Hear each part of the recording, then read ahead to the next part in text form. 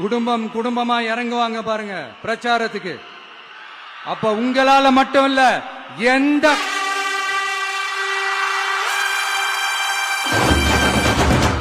யாராலையும் தடுக்க முடியாது.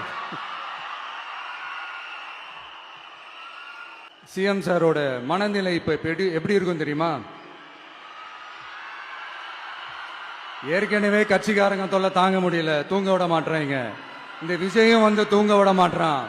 நம்ம பாட்டுக்கு ஹைவேல சைக்கிள்ல சோலாவா போலான்னு நினைச்சோம். இவன் நாடானா மக்கள் சக்தியோட வந்துட்டு இருக்கான். இவன் தான் கேள்வி கேட்கறான்னு பார்த்தா மக்களையும் கேள்வி கேட்க வைக்கிறான். 1000 ரூபாய் கொடுத்துட்டு இருந்தோம், 5000 ரூபாய் கொடுத்து ஏமாத்தலான்னு பார்த்தா அதையும் கேள்வி கேட்க வைக்கிறான். விசில் சத்தம் வேற விண்ண முட்டுது. கூட்டணி கட்சிகள் தொல்லை வேற தாங்க முடியல.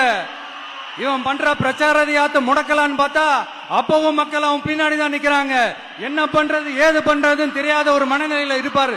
ஆனா சார், நீங்க இந்த விஜயம் முடக்கலாம், ஆனா ஒவ்வொரு வீட்டில் இருக்கிற ஒவ்வொரு விஜயையும் உங்களால முடக்கவே முடியாது.